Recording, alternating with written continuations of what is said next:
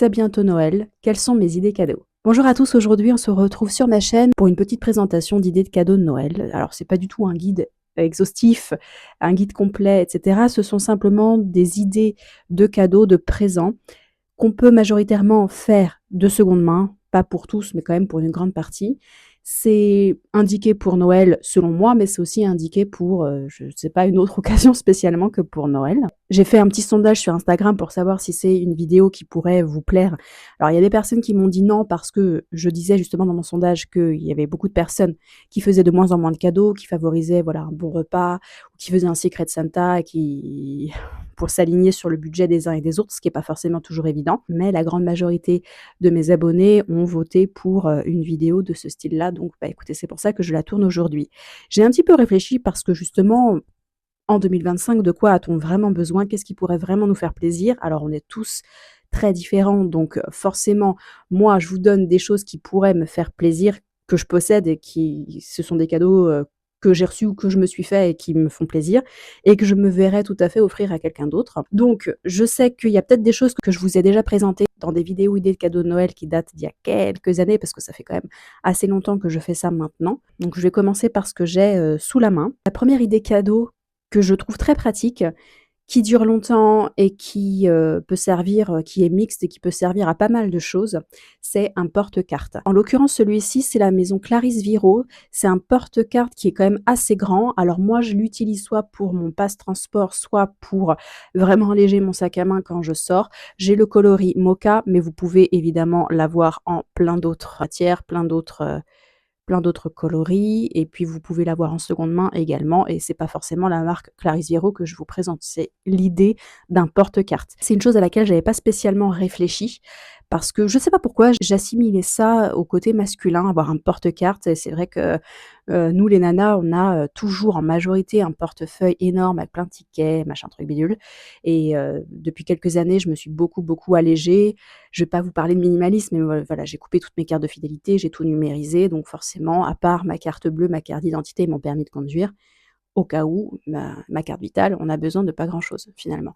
Donc ça, je trouve que c'est une super idée de cadeau, ça prend pas de place, c'est quelque chose qui va servir à la personne toute sa vie parce qu'une fois qu'on a un porte-carte, on n'a pas besoin d'en avoir 36 000. Donc je tenais, à le mettre dans cette vidéo. Ensuite, alors ça, c'est quelque chose que vous pouvez pas trouver d'occasion, mais si vous avez un fan d'épices, un fan de cuisine, si vous avez quelqu'un qui aimerait bien cuisiner, mais qui a pas forcément le temps, ce genre de choses. Je trouve que ça peut être aussi également un présent à faire quand on est invité chez quelqu'un, que vous avez pas envie d'amener des fleurs ou une bouteille de vin par exemple. Et ben, je trouve que de venir avec 1 ou 2 petits flacons d'épices, un peu de qualité, ça peut être, un peu raffiné. C'est en tout cas, c'est quelque chose que je me verrais bien faire. En l'occurrence, moi j'utilise les épices de chez Rollinger, qui est un chef cuisinier d'une très, très grande qualité, qui a une boutique, il me semble, à Saint-Malo, donc il utilise beaucoup de matières premières de Bretagne et qui va collaborer avec des chefs du monde entier pour créer ces mélanges d'épices. En l'occurrence, là, je vous présente la poudre Kawa.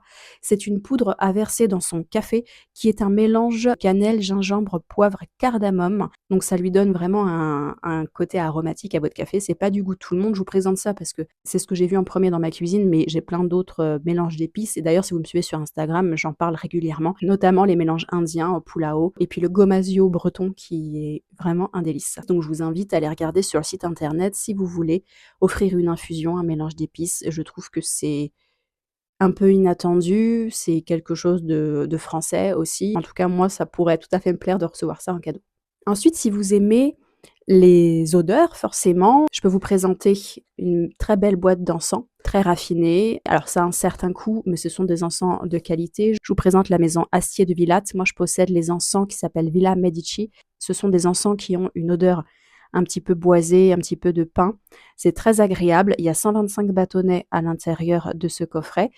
Bon, forcément, vous avez des encens à tous les prix, c'est pas forcément la marque Astier de Villatte que je vous présente, mais l'idée d'un petit coffret bien emballé, ça peut vraiment faire plaisir. C'est quelque chose qui vous dure dans le temps parce que forcément l'encens, à moins que vous en fassiez brûler 6 par jour, bon, ça vous dure quand même plusieurs mois et je sais qu'il y a des personnes malheureusement qui ne supportent pas l'encens ou qui ont des personnes fragiles au niveau respiratoire, qui ont des animaux. Donc favoriser toujours les encens en matière naturelle, c'est quand même mieux pour la respiration, pense aérée et cetera. Donc, une belle boîte d'encens pour les amateurs, ça fait vraiment toujours plaisir et vous en avez quand même à tous les prix. Forcément, qui dit encens, bah, je vais faire mon auto-promo, promis, je vais faire ça très, très court, mais quand même, je pouvais pas parler d'encens sans parler de mon livre. En l'occurrence, il s'agit de mon deuxième ouvrage qui s'appelle Mon grand guide de l'encens, qui est publié chez Merci les livres. Je ne sais plus si je vous avais fait une vidéo vraiment pour vous le présenter, mais j'en ai parlé au moment de sa sortie. C'est vrai que j'en parle pas forcément régulièrement non plus pour pas trop vous saouler avec tout ça. C'est un livre qui est paru dans la collection Mon grand guide et c'est un livre dans lequel j'ai mis beaucoup d'énergie et beaucoup de passion parce que contrairement au petit guide, qui est sorti en 2022, celui-ci, il aborde aussi la parfumerie, il aborde d'autres thèmes un peu plus généralistes sur les odeurs. Ça m'a beaucoup plu. Je vous présente des maisons que j'aime bien, dont je parle aussi régulièrement et surtout, on a fait un grand travail avec mon éditeur sur, les aquarelles, sur la photographie du livre que je trouve très, très jolie. Donc je vous montre juste quelques images, mais en tout cas, si vous voulez, en apprendre davantage sur les encens, bah, forcément, je vous recommande ce livre-là.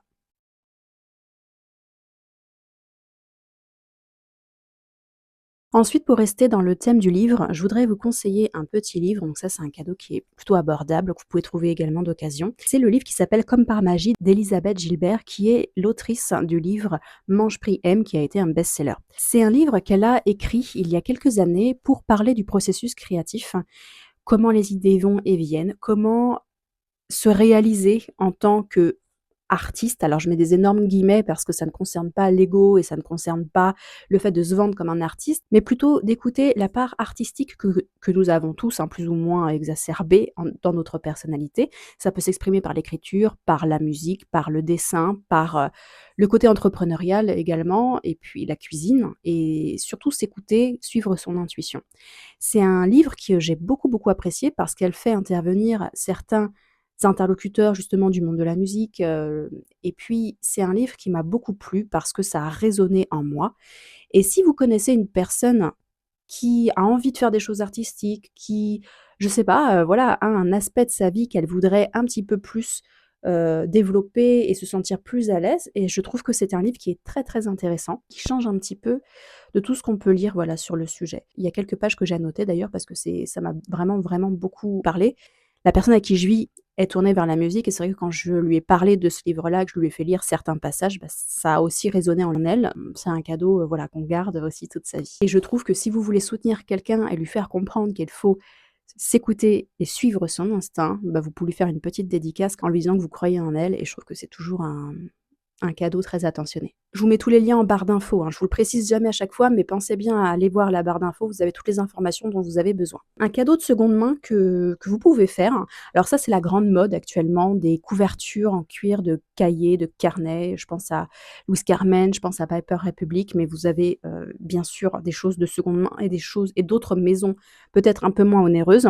Mais, si vous connaissez quelqu'un qui écrit énormément, qui a beaucoup de rendez-vous et qui note tout, en papier et ben, moi je pense à une couverture de cahier ou de carnet ou d'agenda, quelque chose qu'elle peut garder toute sa vie.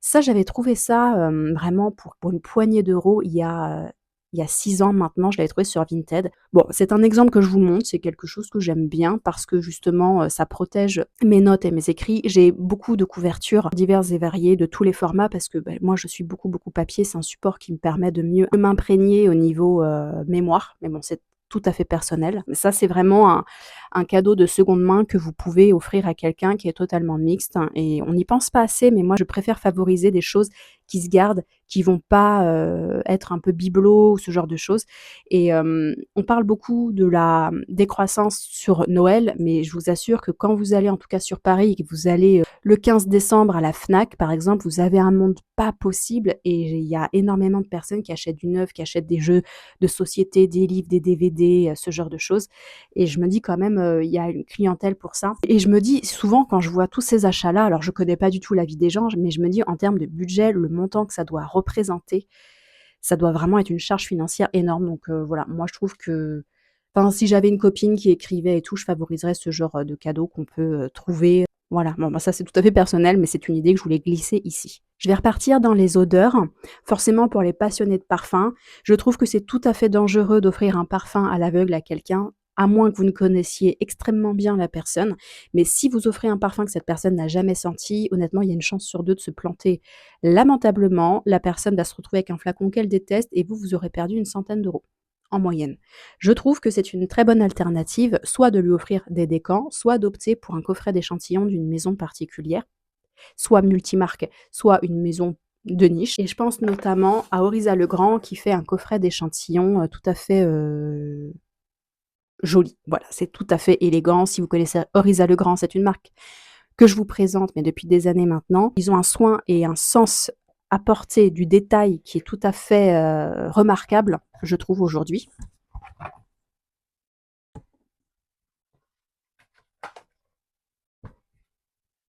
Voilà, donc là, dans ce coffret, vous avez des touches, vous avez toujours des jolies cartes postales, puis vous avez toutes les créations de Risa Legrand. Je trouve que c'est un très beau cadeau à faire à quelqu'un. Ça lui laisse le temps de découvrir tranquillement les parfums sur plusieurs semaines, pourquoi pas. Et puis ça lui permet de faire un choix vraiment en fonction de ses goûts. Ça lui permet d'avoir peut-être un coup de cœur ou non. Et je trouve que c'est vraiment très sympa d'offrir ce type de cadeau parce qu'on n'impose pas sa vision de la parfumerie, mais on laisse une ouverture tout en lui faisant découvrir peut-être un monde parfumé qu'elle ne soupçonne pas. Parce que quand même la grande, grande majorité des gens, quand on les interroge sur leur parfum, soit portent un cadeau qu'on leur a fait à Noël, soit ils ont le même parfum depuis 15 ans et c'est pas un monde qu'ils connaissent ou auquel ils pensent qu'il y a un grand intérêt. Et on s'aperçoit que quand on parle à des gens et qu'on leur montre un peu tout ça, bah, forcément ça les passionne parce que c'est tout à fait passionnant comme sujet. Voilà, donc ça, moi aujourd'hui, c'est ce que j'offrirais, un coffret d'échantillons, pour sentir tranquillement et laisser la personne investir ou pas dans ce type de senteur. Ensuite, je voudrais repartir sur les livres pour vous parler d'un ouvrage que j'ai vu passer sur les réseaux sociaux, que je ne possède pas, mais que je trouve assez intéressant, assez joli. Et si vous avez quelqu'un dans votre entourage qui est passionné de mode, qui est passionné d'élégance et de luxe, et ben je trouve que c'est un ouvrage un peu éducatif, instructif, et c'est un ouvrage qui retrace un petit peu tous les succès internationaux de la mode, comment le smoking d'Yves Saint Laurent a révolutionné la mode féminine, par exemple, le Birkin d'Hermès, ce genre de choses. Ça s'appelle Tout sur la mode. Je vous mets une incrustation ici. Et je trouve que c'est un bel ouvrage à faire à quelqu'un si vous savez qu'elle a un lien plus ou moins près ou un intérêt plus ou moins prononcé avec ce monde-là. Je trouve que c'est toujours intéressant d'offrir un bel ouvrage parce qu'on peut le feuilleter de temps en temps, on n'est pas plongé dedans, on peut le déposer, le reprendre, voilà. Et puis je voulais vous parler aussi d'une idée qui m'est venue parce que j'ai vu passer ça plusieurs fois sur les réseaux sociaux et je trouve que c'est vraiment une idée géniale qui était tombée un peu en désuétude et qui revient à la mode, alors par certaines marques publicité, mais vous en avez vraiment à tous les prix et de tous les formats. C'est ce qu'on appelle les ex libris. Ce sont des tampons qui originellement reprend votre blason familial, votre devise, vos initiales, vos armoiries, avec lequel vous allez tamponner les ouvrages pour signifier qu'ils vous appartiennent. Et je trouve que c'est une super idée à remettre au goût du jour un petit peu. Vous pouvez les faire sur mesure, donc créer avec l'artisan votre motif, votre icône préférée, ou vous pouvez sélectionner des choses qui existent déjà et juste apposer vos initiales. Si vous avez des amateurs de lecture dans votre entourage, je trouve que c'est un super cadeau parce que c'est quelque chose que vous allez garder à vie. Et puis c'est très intéressant également pour les artisans. Si vous avez quelqu'un dans vos proches qui est artiste, qui fait des affiches, des calligraphies ou même qui fait des photos, eh bien il peut s'en servir pour tamponner ses œuvres et pour les signer. Puis vous avez même des machines pour gaufrer en fait en relief et tout en transparence. C'est très très joli. Donc ça n'a pas de couleur, mais en fait vous avez le dessin qui est imprimé, incrusté dans le papier et je trouve ça vraiment très beau. Vous avez plusieurs artisans qui fabriquent ce genre d'objets sur mesure avec des manches en acajou, des manches en métal, je trouve que c'est un bel objet, c'est un peu désuet, c'est un très beau rituel à appliquer avec ses œuvres si vous avez envie d'imposer votre signature dessus. Et enfin, la dernière idée que je pourrais proposer dans cette vidéo, c'est quelque chose d'immatériel, mais qui peut permettre de vous connaître davantage ou de faire découvrir, à votre proche en faisant des ateliers à 2 par exemple, c'est un atelier de colorimétrie. Alors, je crois qu'il y a plusieurs abonnés qui me suivent qui ont déjà fait des ateliers à distance ou en présentiel et qui m'ont dit que ça les avait beaucoup aidés à découvrir la couleur de leur teint, leur sous-teint et par extension connaître les couleurs, motifs de vêtements qui leur conviennent davantage et qui les mettent en valeur. Je trouve que c'est assez intéressant, je suis assez bluffée quand je vois ça, quand je vois passer certaines expériences sur les réseaux. C'est vrai que parfois à distance, j'ai un peu de mal à me rendre compte et à voir visuellement les différences, mais je pense qu'en vrai ça doit être assez étonnant et je pense qu'on peut essayer de le faire par soi-même. Si on le fait avec un professionnel qui est formé à ce genre de technique, je trouve ça assez intéressant et puis ça permet de se connaître davantage et d'offrir une expérience à quelqu'un, voilà, juste pour soi, tourné vers soi et après on applique les principes le reste de sa vie.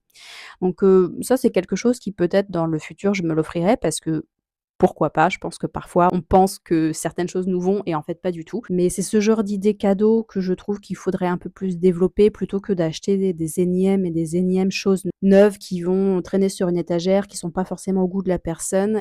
Donc voilà, mes idées cadeaux. J'espère que vous trouverez votre bonheur si c'était quelque chose qui vous intéressait. N'hésitez pas à me faire part, vous, de vos idées en commentaire sous ma vidéo pour qu'on puisse en discuter.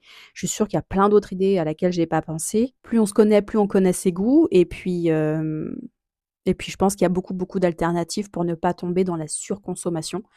Donc voilà, et ben écoutez, n'hésitez pas à commenter, liker, booster ma vidéo, ça m'aide énormément avec l'algorithme. On se retrouve en commentaire pour discuter de tout ça.